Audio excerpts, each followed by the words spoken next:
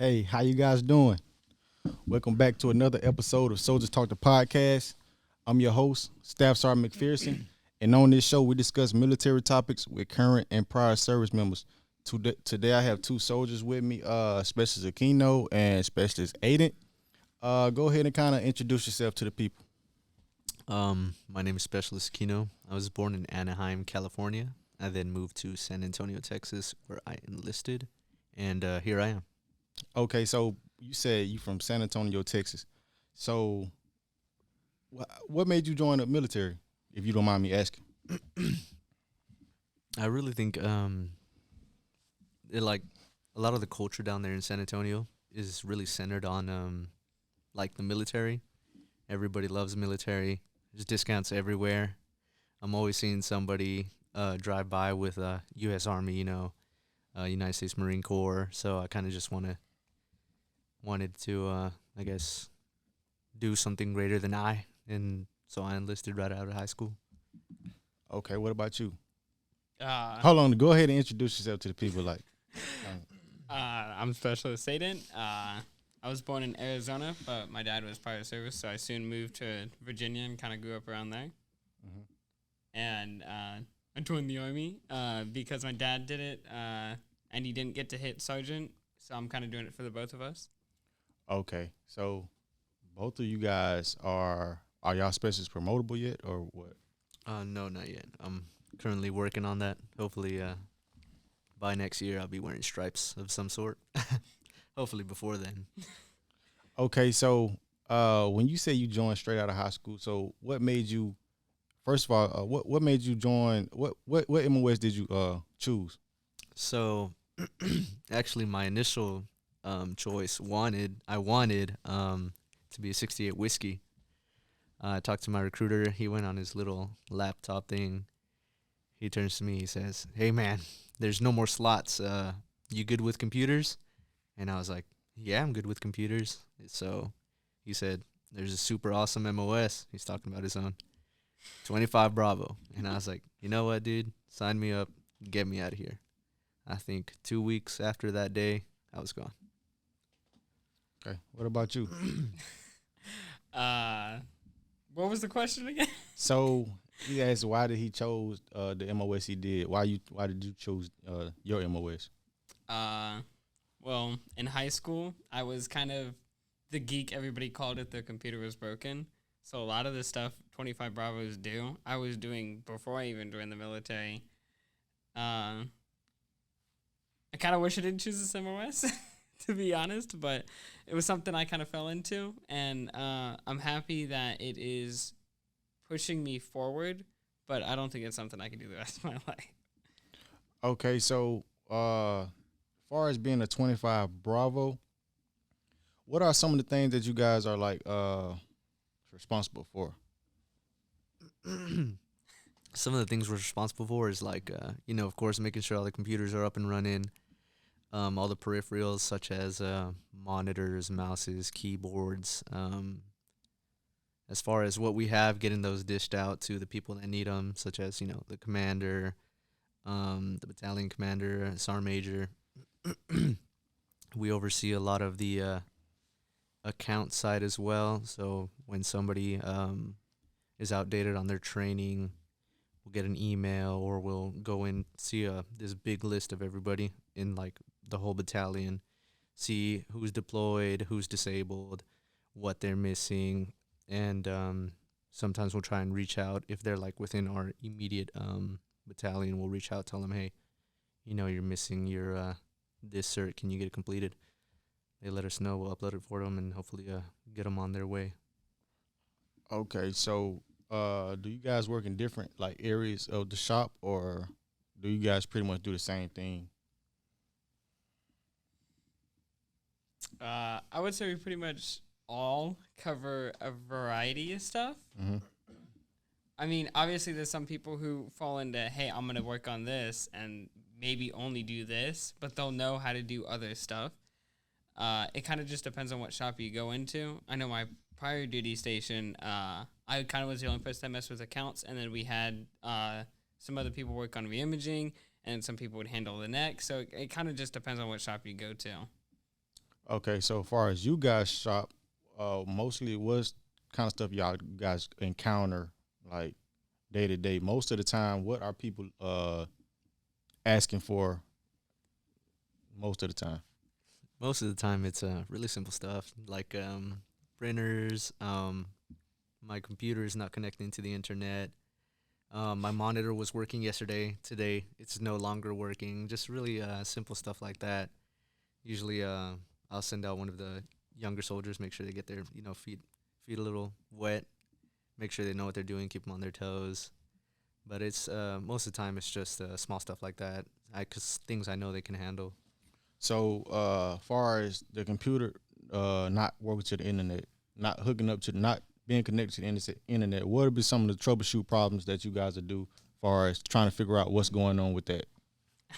The cable, making sure the cable hasn't gotten any cracks or cuts in it, and then if the cable's fine. I ran into this issue today. Somebody wasn't able to connect to the internet. I just found out their computer was on airplane mode. So a lot of the times it's simple stuff, but it's something obviously somebody not in the MOS would think of. Mm-hmm. Yeah. Okay, so what about far as printers? So a lot of people, I know a lot of people like me. I probably not too tech savvy, but like far as a printer, like what would be some of the troubleshoot problems just to easily connect the printer to say somebody just got an account or something like that? So connecting the printer to the account or to the person's profile is easy as just typing a line of code and making sure we print the test page. If the printer is having connection issues with the computer at any time, most of the time it's just restarting the printer or restarting the computer, and it usually pushes it through. Okay, so I know what's the code name for like say you want to connect the printer to the computer. It's some type of Mapping? Mapping the printer? Yeah, so I guess so the computer can see it, yeah. Yeah, so and it's you gotta actually search for it on the computer though, right? Yeah, so basically it breaks down by post for what I'm tracking. Yeah. And you basically pull up a huge map of all the printers on post, and then you have to find the one that you want to connect to. And then from there, it's if the drivers aren't there, you just install the drivers, and then it should be all good to go. So what you mean by install the drivers? If a computer has freshly been reimaged, it's missing some of the important printer drivers it needs. So we have to actually go in there and find the drivers from the files in the computer or from the NEC and put them on the computer and have them download, which is still just an easy, enter in a password and we can install the drivers. Okay, so most of the things you said is simple things. So what's some of the harder tasks that you guys have to do or take more time than, I guess, internet or printers? So one of the harder tasks sometimes actually has to do with like actual connectivity from the laptop to like the Fort Bragg network. So in some cases, there's nothing wrong with the cable. There's nothing wrong with the laptop, and from there we kind of have to discern. Okay, could it be the port on the wall? Could something have been done to the switch in the server room, such as maybe somebody else put a ticket saying, "Turn this port on," and the server people decided, okay, well I'll turn this one off. So we might have to call them up or let them know, hey, this one's off. Can you help us out? Usually they'll shoot us an email, and from there we can troubleshoot. Okay, is it the server side? Is it our side? And kind of just narrow it down from there using them, to support us. Okay, so as far as connectivity, so have you guys been to the field lately? I have not, no. I haven't been in a long while either. No, it's been a good minute. Okay, what about but you have been to the field as a 25 Bravo, right? Oh yeah. So can you explain like some of the stuff that the basic stuff that you guys have to set up when you go into the field, like what you got to make sure you get done? If you remember? So really, the field is basically the same as here. You know, we take some cable or make cable while we're out there, run some cable to the stacks that the CPN team brings, um, connect from the stack to the printer, make sure, you know, that the laptop is connecting to the stack and the stack is working properly. Can you But- explain what a stack is? Because I don't know what it. So a stack is kind of like what I mentioned earlier. It's a server. It's basically this hub that all the computers here or in the field case the tent would be. It houses what the laptop needs to connect to, for example, our Fort Bragg network. So when we go out into the field, they bring this big box. It's got switches in it, Mm-hmm. and the CPN team configures that switch to be able to connect to the Fort Bragg network, so that basically while they're out there, it's as if they're up here working in their offices. Okay, so did they teach anything like this? First, where you guys go to AIT at? Fort Gordon in Georgia. Augusta, Georgia. Yeah. Augusta? Yeah. It's like right outside of it.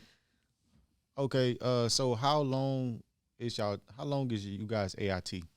I know while I was there, since COVID was happening, it kind of depended. It was like 18 to 22 weeks. I was on the 22-week side. I don't know how it was for you, though. I cannot remember. I know it was, I want to say longer than 4 months, but I honestly cannot remember. It's a good minute ago. So about 20 weeks, give or take. Yeah. Okay, so what's some of the stuff you guys learned in AIT, if you remember? So the first week, it was a lot of what a computer is, what makes up of it. So like the RAM, which is random access memory, the motherboard, the power unit, just stuff like that. And after that, it kind of went to more of the user side, so how to create profiles a little bit. I kind of dipped into some of the mail servers and stuff like that. Then it went to coding of switches and Routers. and mapping it, how to map like a router to a switch to a printer, and then how to map that router to the Wi-Fi, just stuff like that.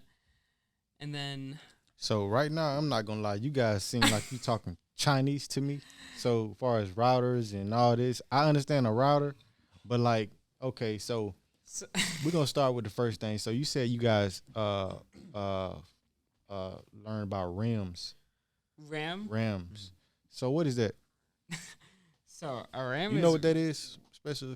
I Akina? do. Yeah. You do? Okay.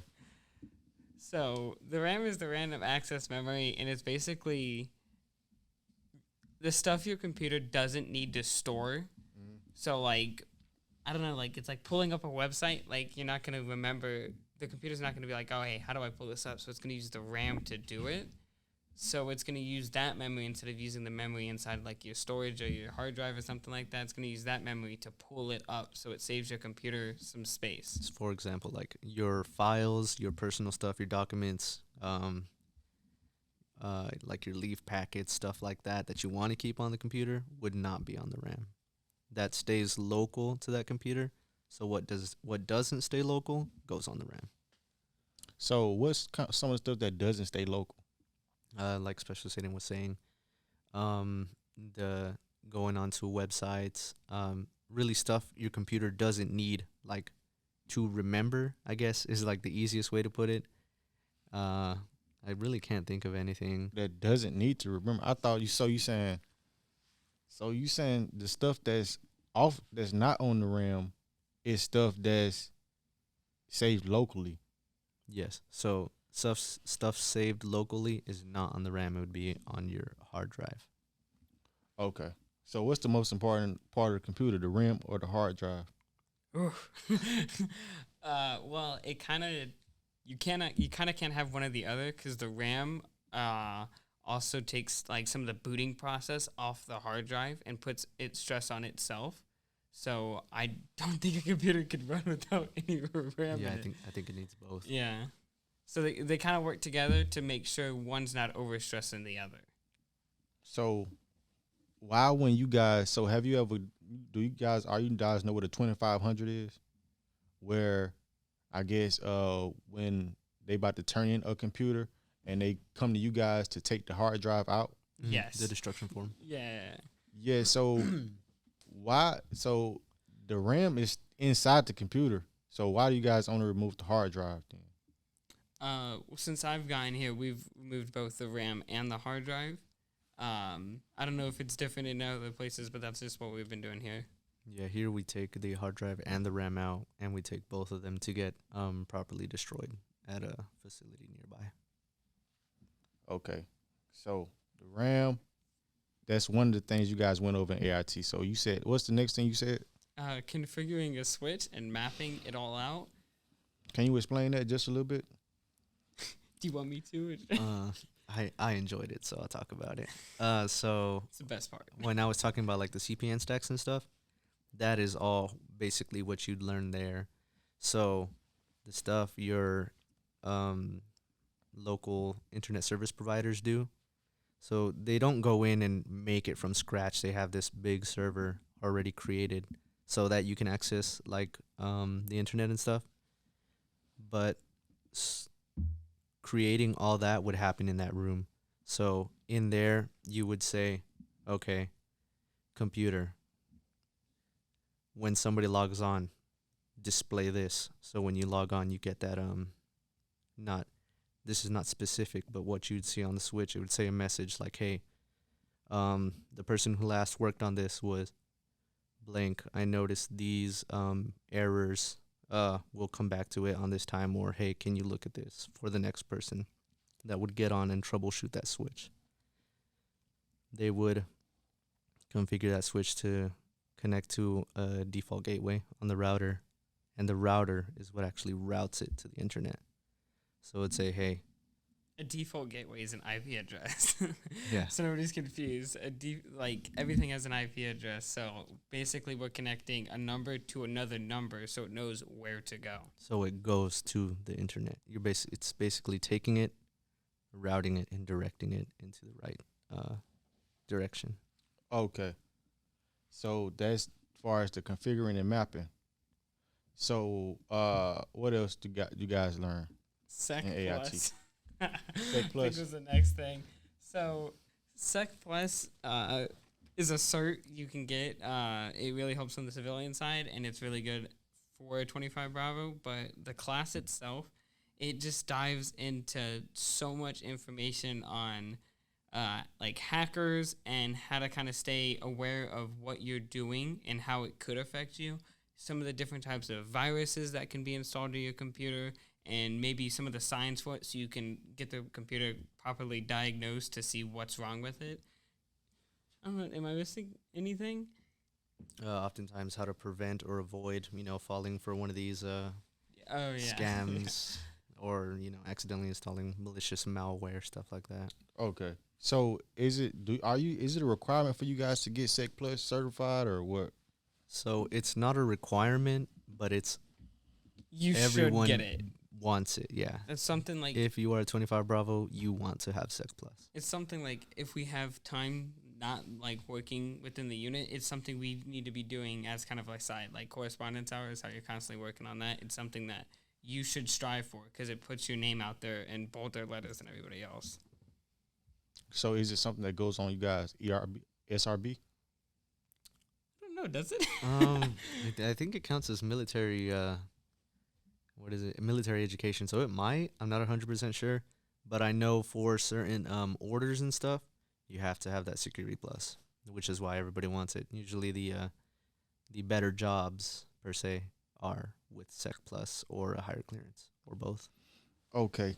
So now that we kind of covered some things about what you guys do in the S6 shop, and hopefully we can get some of your other coworkers on here to talk about some other stuff that they handle, like on the day-to-day stuff. So I'm pretty sure they do something different, right? They more so focus on other things. We all sort of do like the same stuff, but they would be more well versed in what their specific role is up in the shop.